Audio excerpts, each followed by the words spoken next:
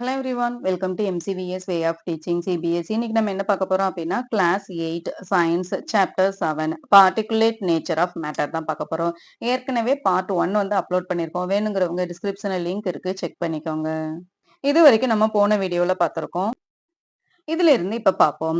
How does the interparticle spacing differ in the three states of matter? இப்ப நம்ம ஏற்கனவே பார்த்தோம் இல்லையா, interparticle space அப்படிங்கிறது three states liquid, solid and gas, இது மூணுலயுமே வந்து டிஃபர் ஆகும்னு சொன்னோம்ல. எதை வச்சு நம்ம அது டிஃபர் ஆகுதுன்னு சொல்றோம்? What role does the interparticle spacing play in determining the properties of each state, solid, liquid and gas? interparticle space அப்படிங்கிறது இந்த solid, liquid and gas இது எல்லாத்துலயுமே எப்படி இருக்கும்? Let us perform the following activities to find answer to these question. இந்த questions எல்லாத்துக்குமே நம்ம answer கண்டுபிடிக்கிறதுக்கு ஒரு ஆக்டிவிட்டி மூலமா பார்ப்போம். Activity 7.6. Let us experiment. Take a syringe without a needle. Pull the plunger of the syringe outwards in the fully extended position. இப்போ வந்து நம்ம ஒரு சிரஞ்ச் வந்து எடுத்துக்க போறோம். அந்த சிரஞ்சில வந்து நீடில் ஊசி எதுவுமே இல்லாம எடுத்துக்க போறோம். இந்த சிரஞ்சில இருக்கிற இந்த பார்ட்டை நம்ம என்ன செய்யறோம் அப்படின்னா, எவ்வளவு தூரம் நம்மளால வெளியில வந்து அந்த சிரஞ்சோட பேக் சைடு வந்து இழுக்க முடியுமோ அந்த அளவு அதை நம்ம புல் பண்ண போறோம். Push the plunger slowly and steadily inward. அதுக்கப்புறம் சிரஞ்ச் வந்து நம்ம ஸ்லோவா புஷ் பண்றோம். அப்படி புஷ் பண்ணும்போது என்னவாகும்? What do you observe? As you do this, you will notice that the volume of air inside the syringe decreases. இப்போ வந்து அந்த சிரஞ்சில இருக்க இந்த பேக் சைடு நீங்க போது இதுல இருக்கிற ஏர் வந்து ரிலீஸ் ஆகுறத நம்மளால பார்க்க முடியும். அப்போ அந்த ஏரோட குவாண்டிட்டி என்னவாகும்? கம்மி ஆயிட்டே இருக்கும். What can we say about the behavior of gas in the syringe? இப்போ இந்த சிரஞ்சில கேஸோட பிஹேவியர் அப்படிங்கிறது எப்படி இருக்கும்? When you compress the air by pushing the plunger, the particles are forced to come closer. This shows that the gas particles have a lot of space between them in their natural state, and this space can be reduced by applying external pressure. இப்ப நம்ம வந்து ஒரு syringe வந்து எடுக்கிறோம் அப்படின்னா அந்த சிரஞ்சில என்ன இருக்கும்? நிறைய கேஸ் வந்து இருக்கும். இப்ப அந்த சிரஞ்சை ஃபர்ஸ்ட் நம்ம என்ன செய்யறோம்? நான் எவ்வளவு தூரம் அதோட பேக் சைடு வந்து நம்ம புல் பண்ண முடியுமோ அவ்வளவு தூரம் புல் பண்ணிட்டு நம்மளோட தம் ஃபிங்கர் வச்சு இந்த கேப்பை வந்து க்ளோஸ் பண்றோம். அப்படி க்ளோஸ் பண்ணதுக்கு அப்புறம் இந்த சிரஞ்சை இந்த பிளஞ்சரை வந்து நம்ம புஷ் பண்றோம். புஷ் பண்ணும்போது கம்ப்ளீட்டா நம்மளால புஷ் பண்ண முடியுமான்னு கேட்டா முடியாது. ஒரு ஸ்டேஜுக்கு அப்புறம் நம்மளால புஷ் பண்ண முடியாது. எதனால ஒரு ஸ்டேஜ் வரைக்கும் நம்மளால புஷ் பண்ண முடியுது, அதுக்கப்புறம் புஷ் பண்ண முடியல அப்படின்னா, ஏற்கனவே சொன்ன மாதிரி ஏர்ல நிறைய ஸ்மாலர் பார்ட்டிகிள்ஸ் வந்து இருக்கும். அந்த ஸ்மாலர் பார்ட்டிகிள்ஸுக்கு இடையில நிறைய ஸ்பேஸும் இருக்கும் அப்படி சொல்லி பார்த்திருக்கோம். அப்ப இந்த பேக் சைட இந்த பிளஞ்சரை நம்ம புஷ் பண்ணும்போது அந்த கேஸ்ல இருக்க ஸ்பேசஸ் எல்லாமே கம்மி ஆயிட்டே கம்ப்ரஸ் ஆயிட்டே இருக்கும். இப்ப அது ஒரு ஸ்டேஜ் வரைக்கும் கம்ப்ரஸ் ஆனதுக்கு அப்புறம் அதுக்கப்புறம் அந்த பார்ட்டிகிள்ஸ் எல்லாமே ரொம்ப க்ளோஸா நிறைய அட்ராக்ஷனோட இருந்துருச்சு அப்படின்னா அதுக்கப்புறம் இந்த பிளஞ்சரை நம்மளால மூவ் பண்ணவே முடியாது. இப்போ கேஸ்ன்னு எடுத்துட்டோம் அப்படின்னா நேச்சராவே அந்த பார்ட்டிகிள்ஸ்ல நிறைய ஸ்பேஸ் வந்து இருக்கும். ஆனா நம்ம எப்ப வந்து ஒரு ஃபோர்ஸ் வந்து அப்ளை பண்றோமோ அந்த ஃபோர்ஸ் வந்து அது எவ்வளவு தூரம் கம்ப்ரஸ் ஆக முடியுமோ அந்த அளவுக்கு அந்த கேஸ்ல இருக்க பார்ட்டிகிள்ஸ் எல்லாமே கம்ப்ரஸ் ஆகும். If you stop pushing the plunger, the gas particles spread and the plunger moves back to its original position. இப்போ வந்து நம்ம இந்த பிளஞ்சரை இந்த சிரிஞ்சோட பேக் சைட நம்ம புஷ் பண்றத ரிலீஸ் பண்ணிட்டோம். புஷ் பண்ணல அப்படின்னா என்ன ஆகும்? இந்த பிளஞ்சர் அப்படியே ஏற்கனவே இருந்த பொசிஷனுக்கு அப்படியே வந்துரும். எதனால வருது? இந்த ஏர் நம்ம ஏற்கனவே என்ன பண்ணி வச்சிருக்கோம்? கம்ப்ரஸ் பண்ணி வச்சிருக்கோம். அப்படி கம்ப்ரஸ் பண்ணத நம்ம ஹேண்ட ரிலீஸ் பண்ண உடனே அந்த கேஸ் கம்ப்ரஸ் ஆன கேஸ்ல இருக்கிற எல்லா பார்ட்டிகிள்ஸுமே திரும்ப ஏற்கனவே இருந்த பொசிஷனுக்கு அப்படியே அது வந்து மூவ் ஆக ஆரம்பிச்சிடும். அப்படி மூவ் ஆகுறதுனால இந்த பிளஞ்சர் வந்து பேக் சைடு ஏற்கனவே இருந்த ஒரிஜினல் பொசிஷனுக்கு வந்துரும். Repeat this activity using water and observe. இப்ப இதே ப்ராசஸ நம்ம வாட்டர் வச்சும் பார்க்கலாம். வாட்டர் வச்சு பார்க்கும்போது நமக்கு என்ன தெரியும்? You won't observe that water is practically incompressible. நம்மளால வாட்டரை வந்து கம்ப்ரஸ் பண்ண முடியாது. Let us perform another activity to learn about the interparticle spaces in liquid. இப்போ லிக்யூட்ல இருக்கிற interparticles-ஐயே நம்ம இன்னொரு ஆக்டிவிட்டி மூலமா பார்ப்போம். Activity 7.7. Let us observe. Take a glass vessel, fill it about half with water and mark the level of water A. இப்ப வந்து நம்ம ஒரு கிளாஸ் வந்து எடுத்துக்கிறோம். அந்த கிளாஸ்ல வாட்டர் வந்து ஃபில் பண்றோம். எவ்வளவு வாட்டர் வந்து ஃபில் பண்ணியிருக்கோமோ, அந்த வாட்டரோட லெவல மார்க் பண்ணி ஏ அப்படின்னு சொல்லி வச்சுக்கிறோம். நெக்ஸ்ட் என்ன பண்ண போறோம் அப்படின்னா, add 2 teaspoon of sugar into it. இப்போ வந்து இந்த வாட்டர்ல நம்ம 2 டீஸ்பூன் ஆஃப் சுகர் வந்து ஆட் பண்ண போறோம். அப்படி ஆட் பண்ண உடனே வாட்டரோட லெவல் வந்து இன்கிரீஸ் ஆகுமான்னு கேட்டா, எஸ் டெஃபினட்டா வாட்டரோட லெவல் வந்து இன்கிரீஸ் ஆகும். Mark the new water level on the glass vessel B. இப்போ அந்த கிளாஸ் வெசல்ல இருக்கிற வாட்டரோட லெவல நம்ம பி அப்படின்னு சொல்லி மார்க் பண்றோம். Next stir the water with a glass rod to dissolve the sugar. அதுக்கப்புறம் நம்ம என்ன செய்ய போறோம் அப்படின்னா ஒரு கிளாஸ் ராடு வச்சு நம்ம அந்த சுகரை வந்து டிசால்வ் நல்லா சுகர் வந்து கரையிற வரைக்கும் அதை நம்ம ஸ்டிர் பண்ண கலக்க போறோம். Next predict whether the water level will increase or decrease with respect to the mark B. இப்ப இந்த சுகர் ஆட் பண்ண வாட்டரை நம்ம நல்லா கலக்குனதுக்கு அப்புறம் அதோட வாட்டர் லெவல்ல ஏதாவது சேஞ்சஸ் இருக்கா அப்படின்னு சொல்லி அப்சர்வ் பண்ண சொல்றாங்க. சேஞ்சஸ் இருக்குமா? எஸ், சேஞ்சஸ் இருக்கும். Mark this water level again as C. இப்போ வந்து அந்த வாட்டர் லெவலை நம்ம என்ன மார்க் பண்ண போறோம் அப்படின்னா சி அப்படின்னு சொல்லி மார்க் பண்ண போறோம். What difference do you observe in water levels? Water levelsல difference இருக்குமா? Yes, definite difference வந்து இருக்கும். You will observe that initially when sugar is added, the level of water increases. But after dissolution, it may decrease to some extent. Since the volume of the solution is less than the sum of the volume of water and sugar, it indicates that there is some space between the water particles. The particles of the dissolved substance occupy these spaces.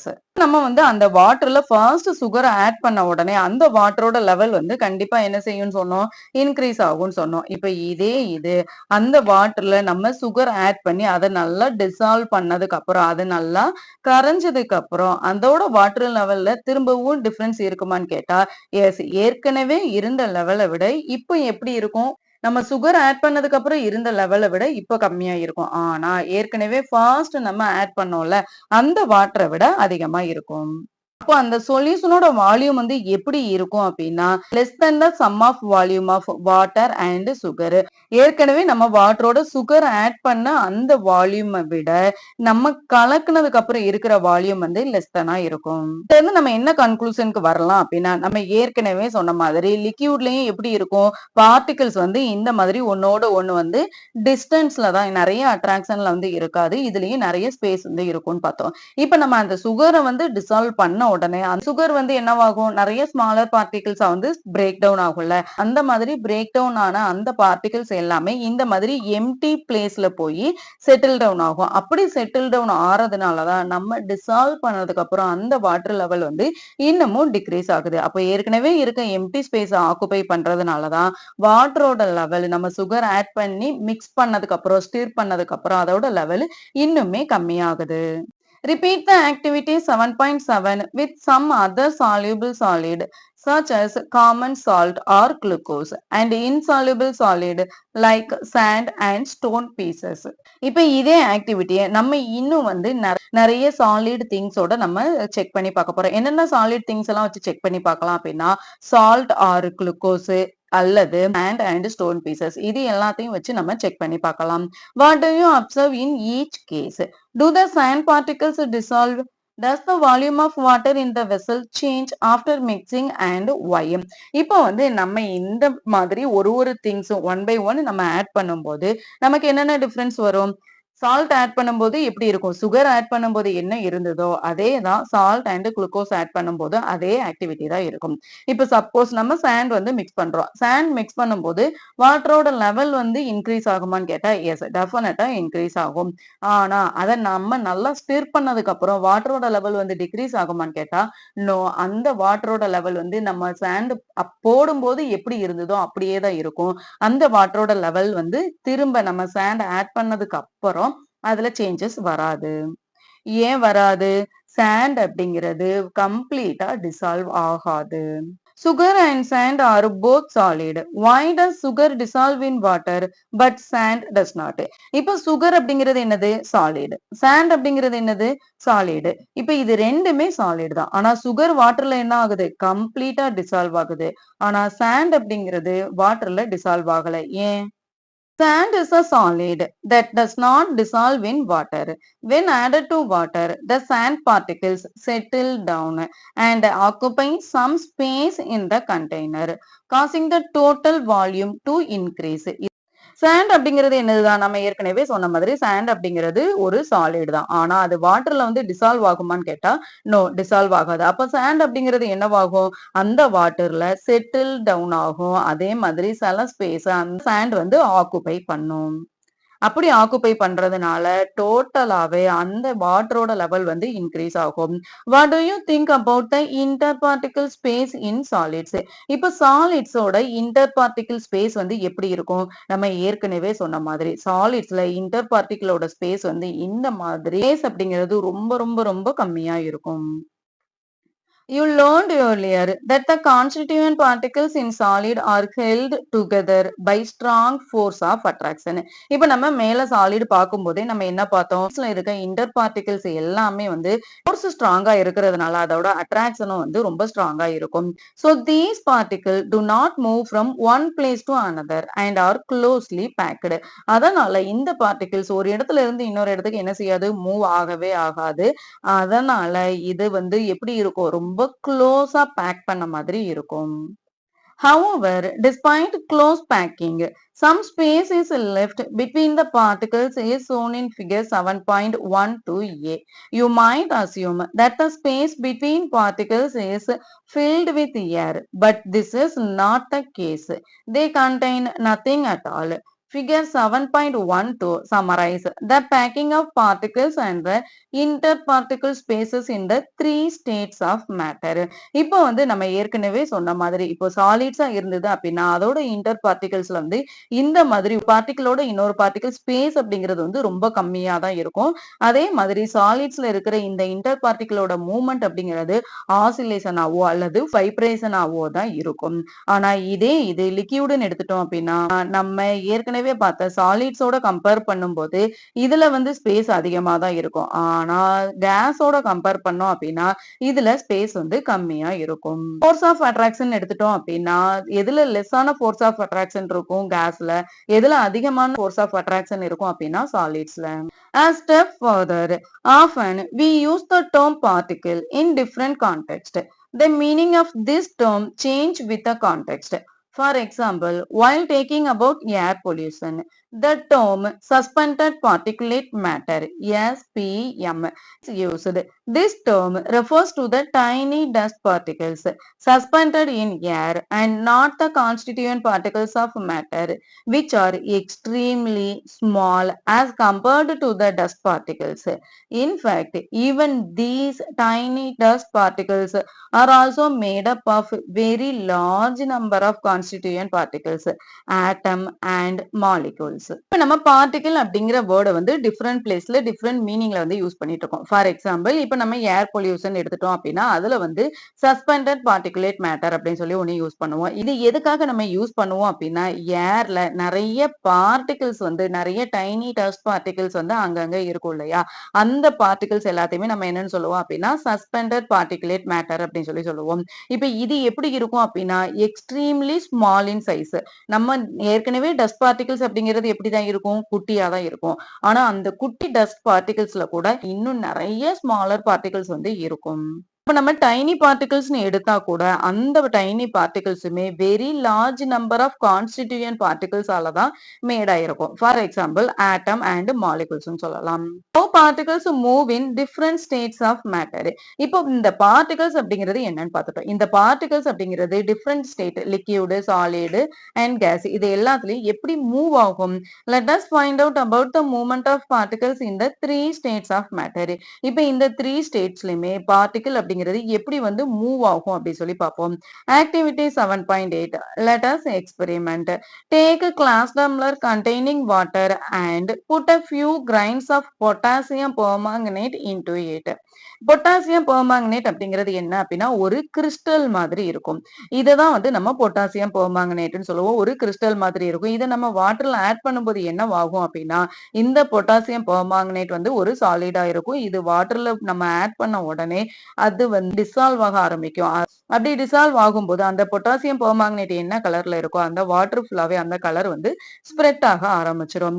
இந்த மாதிரி ஒரு potassium permanganate crystal எடுத்து நம்ம ஒரு டம்ளர்ல water add பண்ணி அதுல வந்து இத ஆட் பண்றோம். What do you observe? அப்படி ஆட் பண்ண உடனே என்ன ஆகும்? Initially you will see some streak of pink color spreading out from the grains. இந்த ஸ்மால் கிறிஸ்டல்ல இருந்து கலர்ல இந்த மாதிரி மிக்ஸ் ஆகுறத நம்மளால பார்க்க முடியும். With the passage of time, the entire bulk of water will acquire a uniform pink color. கொஞ்ச நேரம் கழிச்சு நம்ம அந்த வாட்டரை பார்க்கும்போது வாட்டர் ஃபுல்லாவே இந்த மாதிரி பிங்க் கலர்ல சேஞ்ச் ஆயிருக்கும். Do you know why this happened? இது எதனால நடந்துச்சு? This happens because the water particles are in constant motion. First, they pull out the particles of potassium permanganate from its grains, and later they hit these particles so that they get spread throughout the liquid. In the case of many substances, the constituent particles are held together strongly that the water particles are unable to pull these out. Such substances like sand are insoluble in water. இது எதனால நடக்குது அப்படின்னா நம்ம ஏற்கனவே சொன்ன மாதிரி லிக்யூடுன்னு எடுத்துட்டோம் அப்படின்னா லிக்யூட்ல இருக்கிற பார்ட்டிகல்ஸ் எல்லாமே எப்படி இருக்கும்? மூவ் ஆயிட்டே தான் இருக்கும். அதே மாதிரி இந்த வாட்டர்ல இருக்க பார்ட்டிகல்ஸ் எல்லாமே வந்து ஒரு கான்ஸ்டன்ட் மோஷன்ல மூவ் ஆயிட்டே இருக்கிறதுனால ஃபர்ஸ்ட் என்ன செய்யும்? பொட்டாசியம் பெர்மாங்கனேட்ல இருக்கிற எல்லா பார்ட்டிகல்ஸையும் வந்து இந்த வாட்டர் வந்து வெளியில கொண்டு வரும். அப்படி கொண்டு வந்ததுக்கு அப்புறம் இந்த பார்ட்டிகல்ஸ் எல்லாமே என்ன செய்யும்? ஒன்னோட ஒண்ணு ஹிட் பண்ணும். ஒண்ணு வந்து இடிச்சு அது ஸ்ப்ரெட் ஆக ஆரம்பிக்கும். அப்படி ஸ்ப்ரெட் ஆகும் போது இந்த லிக்யூடோட கலர் வந்து சேஞ்ச் ஆகும். இப்ப எல்லா பார்ட்டிகிள்ஸுமே இந்த மாதிரி வாட்டர்ல வந்து அதுல இருக்கிற பார்ட்டிகிள்ஸ் எல்லாத்தையுமே புல் பண்ணி ஸ்ப்ரெட் பண்ணுமான்னு கேட்டா கிடையாது. எந்த பார்ட்டிகிள்ஸ் வந்து ரொம்ப ஸ்ட்ராங்கா இருக்கோ அதுல இருக்கிற பார்ட்டிகிள்ஸ் எல்லாத்தையுமே இந்த வாட்டர் பார்ட்டிகிள்ஸ் வந்து புல் அவுட் பண்ண முடியாது. ஃபார் எக்ஸாம்பிள் சாண்ட் வந்து எடுத்துக்கலாம். சாண்ட் அப்படிங்கிறது வாட்டர்ல வந்து கம்ப்ளீட்டா டிசால்வ் ஆகுமான்னு கேட்டா ஆகாது. அப்போ சாண்ட்ல இருக்கிற பார்ட்டிகிள்ஸ் எல்லாத்தையுமே இந்த வாட்டர் வந்து அப்சர்வ் பண்ணி ஸ்ப்ரெட் பண்ண முடியுமான்னு கேட்டா முடியாது. Think like a scientist. Try it yourself. Take 3 clean glass tumblers. First வந்து நம்ம 3 glass tumblers வந்து எடுக்க போறோம். Pour hot water in one of them. Water at room temperature in the second and ice cold water in the third. நம்ம அந்த 3 glass tumblerலயுமே first oneல வந்து நம்ம hot water add பண்ண போறோம். செகண்ட் ஒன்ல வந்து room temperatureல இருக்க வாட்டர் வந்து ஆட் பண்ண போறோம். தேர்ட் ஒன்ல வந்து ஐஸ் வாட்டர் வந்து ஆட் பண்ண போறோம். Drop a small grain of potassium permanganate into each of them.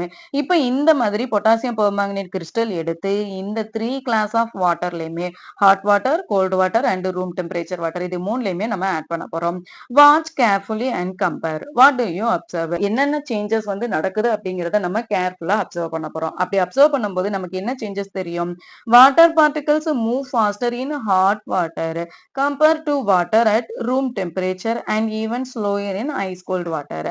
As a result, the potassium permanganate spread the fastest in hot water, less quickly in water at room temperature, and the slowest in ice cold water.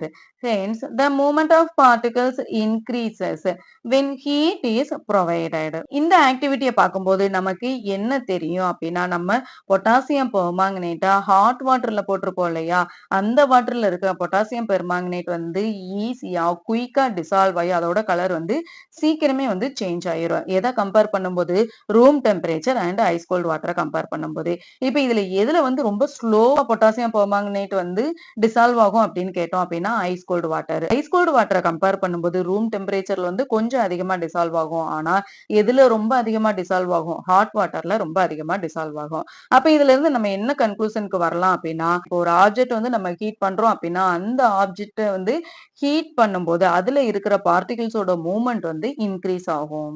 How can we demonstrate the movement of gas particles that cannot be seen with naked eye?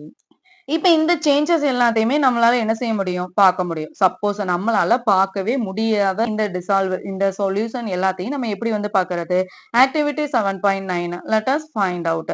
Light an incense stick in one corner of the room. First வந்து நம்ம ஒரு incense stick வந்து எடுத்துக்கிறோம். Incense ஸ்டிக்னா என்ன அப்படின்னா பத்தி குச்சி சொல்லுவோம்ல அந்த மாதிரி ஒரு பத்தி குச்சி வந்து எடுத்துக்கிறோம். அதை வந்து ஒரு ரூமோட கார்னர்ல வந்து நம்ம அதை பொருத்தி வைக்கிறோம். Wait for a few minutes and observe. கொஞ்ச நேரம் நம்ம வெயிட் பண்ணதுக்கு அப்புறம் என்ன என்ன ஆகும்? To you notice the fragrance from a distance? For example உங்களோட கிளாஸ் ரூமே எடுத்துக்கலாம். உங்களோட கிளாஸ் ரூம்ல நீங்க ஒரு எண்ட்ல வந்து அந்த பத்தி குச்சிய வந்து பொருத்தி வச்சீங்க அப்படின்னா, அதோட ஸ்மெல்லு ஃபர்ஸ்ட் உங்களுக்கு பக்கத்துல மட்டும் தான் இருக்கும். ஆனா கொஞ்ச நேரம் கழிச்சு அந்த ரூம் ஃபுல்லாவே என்ன செய்யும்? ஸ்ப்ரெட் ஆகும். அப்ப இதுல இருந்து நம்ம என்ன கன்க்ளூஷன்க்கு வரலாம்? When an incense stick is burned in one corner of the room, initially the fragrance is felt only around the incense stick. Shortly, you can smell the fragrance throughout the room. This happens because the particles of the fragrance spread, filling the entire room. This shows that the particles of air are moving constantly. The air particles hit the particles of the fragrance and help them spread throughout the room. இப்ப நம்ம ஏற்கனவே சொன்ன மாதிரி ஒரு பத்தி குச்சி எடுத்து நம்ம ஒரு ரூமோட கார்னர்ல வந்து ஃபர்ஸ்ட் பொருத்தி வச்சோம் அப்படின்னா, அந்த பத்தி குச்சிய சுத்தி மட்டும்தான் ஃபர்ஸ்ட் அதோட ஃப்ராக்ரன்ஸ், அதோட ஸ்மெல் வந்து இருக்கும். ஆனா கொஞ்ச நேரத்திலேயே அதோட ஃப்ராக்ரன்ஸ், அதோட ஸ்மெல் அந்த ரூம் ஃபுல்லாவே வந்து ஸ்ப்ரெட் ஆயிரும். அப்ப இதுல இருந்து நம்ம என்ன தெரிஞ்சுக்கலாம்? ஃப்ராக்ரன்ஸ் அப்படிங்கிறது என்னது?